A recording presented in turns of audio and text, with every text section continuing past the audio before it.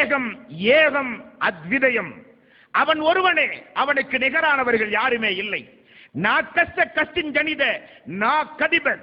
நிச்சயமாக அவனுக்கு பெற்றோர்கள் இல்லை, பாதுகாவலன் இல்லை, அவனுக்கு நிகராக யாருமே இல்லை. நான் நஸ்தி பரமா அஸ்தி, நிச்சயமாக அவனுக்கு நிகராக யாருமே கிடையாது என்று ஸ்வஸ்தலோக உபனிஷத் கூறுகிறது. அன்பார்ந்த சகோதர சகோதரிகளே, நீங்கள் ஒவ்வொருவரும் யோசித்து பாருங்கள். திருக்குர்ஆன் நெடுகிலும் இந்த ஏகத்துவ கோட்பாட்டை பார்க்கலாம். லா இலாஹ இல்லல்லாஹ், வணக்கத்திற்கு தகுதியானவன் அல்லாஹ் ஒருவனை தவிர யாருமே கிடையாது. அல்ஹம்துலில்லாஹி ரப்பில் ஆலமீன். எல்லா புகழும், எல்லா ஆட்சியும், எல்லா அதிகாரமும் அந்த அல்லாஹ் ஒருவனுக்கு மட்டும்தான் உண்டு. குல் ஹுவல்லாஹு அஹத் அல்லாஹு ஸமத் லம் யலித் வலம் யூலத் வலம் யகுல் லஹு குஃபுவன் அஹத். அவனுக்கு நிகராக யாருமே இல்லை, அவன் யாரையும் பெறவும் இல்லை, அவனை யாரும் பெற்றெடுக்கவும் இல்லை. தாயும் இல்லை, தந்தையும் இல்லை, மக்களும் இல்லை, அவனுக்கு நிகராக யாரும் இல்லை. இப்படித்தான் இஸ்லாம் இறைவனை குறித்து பேசுகிறது. மனுஸ்மிருதி 4வது அத்தியாயத்துடைய 6வது வசனம், அந்த இறைவனுக்கு பிறப்பில்லையாம், இறப்பில்லையாம், அவனுக்கு நிகராக இந்த உலகத்தில் யாருமே இல்லையாம் மனுஸ்மிருதி கூறுகிறது. பகவத்கீதை 10வது அத்தியாயத்தின் 12வது ஸ்லோகம், ஆதி தேவன் பிறவாதவன், ஆதி தேவன் பிறவாதவன், அவன் பிறக்காதவன், நாமெல்லாம் அவனால் படைக்கப்பட்டவர்கள், அவன் நம்மையெல்லாம் படைத்தவன், அவனை யாரும் பிறக்க செய்யவே இல்லை, அவனுக்கு தாய் இல்லை, தந்தை இல்லை என்று இவ்வளவு பட்டவர்த்தனமாக ரிக்கு வேதம், அதர்வண வேதம், பகவத்கீதை, மனுஸ்மிருதி போன்ற பல்வேறு வகையான உபனிஷத்துகள் தெளிவாக கூறியிருந்தும் எப்படி இந்த சகோதர சகோதரிகளே நம்முடைய கடவுள்களுக்கு, நீங்கள் வணங்குகிற கடவுள்களுக்கு மனைவி, மக்கள், பல்வேறு வகையான உருவங்கள், இவைகளை எல்லாம் கொடுத்து வணங்கி வழிபடுகிற சொல்லுகிற ஆதாரம் எங்கிருந்து பெற்றீர்கள்? உங்களுடைய வேதங்களுக்கு எதிராகவே நீங்கள் நடக்கின்றீர்கள். அந்த வேத நூல் எதை போதிக்கிறதோ அந்த போதனைக்கு நேர்மாறாக நீங்கள் நடக்கின்றீர்கள். எப்படி பூர்ண ஜென்ம ராஜ்யத்தில் நீங்கள் வெற்றி பெறுவீர்கள்? பரலோக ராஜ்யத்தில் நீங்கள் எப்படி வெற்றி பெறுவீர்கள்? நீங்கள் ஒவ்வொருவரும் யோசித்து பார்க்க வேண்டாமா? பகவத்கீதை கூறுகிறது 7வது அத்தியாயம் 19வது வசனம், அவன் மகாத்மா, அவனை யாரும் காணவே முடியாது. அவன் மகாத்மா, அவனை யாரும் காணவே முடியாது.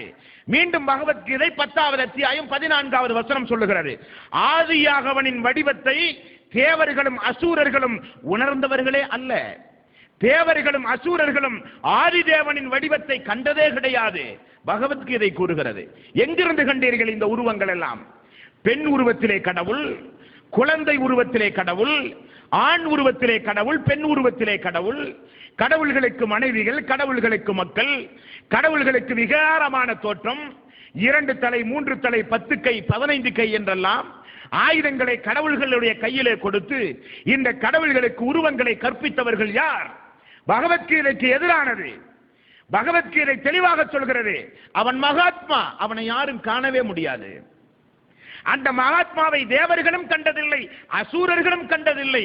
பகவத்கீதை இவ்வளவு தெளிவாக சொல்லி இருந்தும் கோயில்களில் இருக்கிற மனிதர்களாகிய நாம் சமைத்து வைத்து வணக்க வழிபாடு செலுத்துகின்ற இந்த தெய்வங்களுக்கு உருவங்களை கொடுத்தவர்கள் யார் அன்பார்ந்த சகோதர சகோதரிகளே?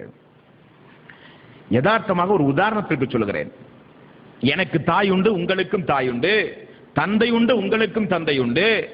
தந்தையும் தாயும் தெளிவாக நமக்கு யார் என்று தெளிவாக தெரிந்தும் யாராவது ஒரு மனிதன் வந்து இவன் தான் உனக்கு தாய் தந்தை என்று சொன்னால் நாம் எல்லாம் ஏற்றுக்கொள்வோமா அன்பார்ந்த சகோதரர்களே? இவன் தான் உனக்கு தாய், இவர் தான் உனக்கு தந்தை என்று யாராவது வேறு ஏதாவது ஒரு பெண்ணையோ ஒரு ஆணையோ அழைத்து வந்து சொன்னால் நான் ஏற்றுக்கொள்வேனா? நீங்கள் ஏற்றுக்கொள்வீர்களா? ஏற்றுக்கொள்ள மாட்டோம். ஆனால் படைத்த இறைவனை, யாரும் காண முடியாத அந்த இறைவனை, எந்த கண்ணும் காண முடியாத அந்த இறைவனை, எந்த இறை வேதமும் இறைவனுக்கு உருவம் உண்டு, அதை நீங்கள் ஏற்படுத்திக் கொள்ளலாம் என்று சொல்லாத ஒரு உருவத்தை இன்றைக்கு ஒவ்வொரு மனிதர்களும் இந்த மனித சமூகத்திலே உருவாக்கி வணக்க வழிபாடுகளாக செலுத்துகிறோமே, என்ன நியாயம் அன்பார்ந்த சகோதரர்களே? இறைவன் கேட்க மாட்டானா?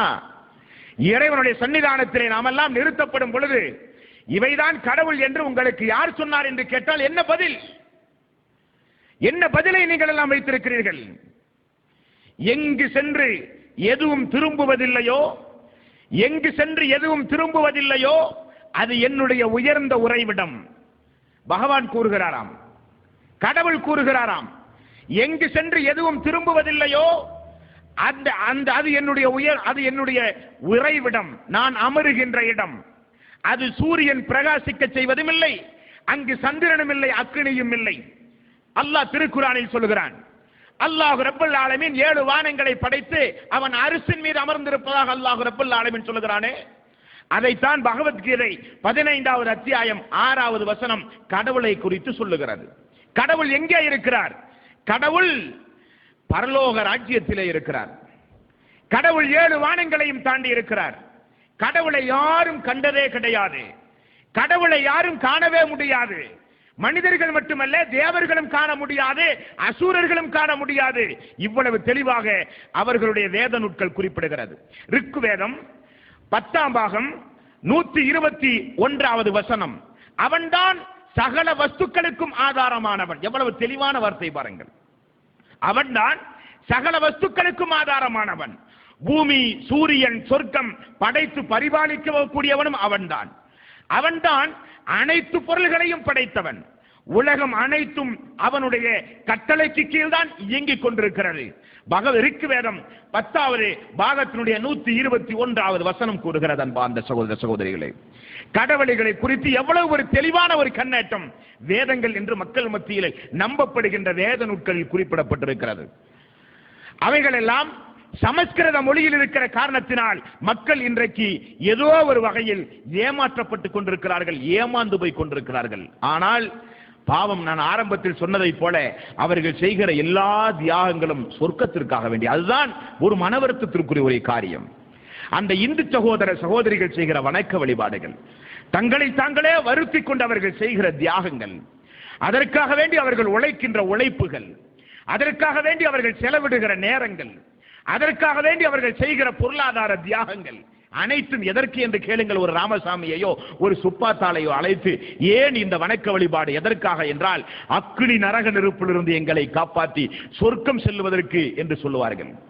ஆனால் நீங்கள் நம்புகிற இறை வேதம் அப்படி சொல்லவில்லையே என்றால் அவர்கள் அறியாமையிலே திகைத்து போய்விடுவார்கள். அவர்களுக்கு ஒன்றுமே தெரியாது. இந்த உலகத்தில் மனிதர்கள் ஏற்படுத்தியதுதான் கடவுள்களும் மதங்களுமே தவிர இறைவனோ இறை தூதர்களோ அல்லது இறை வேதமோ உண்டாக்கியது அல்ல. அன்பார்ந்த சகோதர சகோதரிகளே, அது மட்டுமல்ல, உருவ வழிபாட்டை வன்மையாக கண்டிக்கின்ற வேதம் பகவத்கீதை. ஆச்சரியமாக இருக்கிறதா? உருவ வழிபாட்டை வன்மையாக கண்டிக்கின்ற வேத நூல் என்று நீங்கள் நம்புகின்ற அந்த நூல் பகவத்கீதை உருவ வழிபாட்டை வன்மையாக கண்டிக்கின்றது.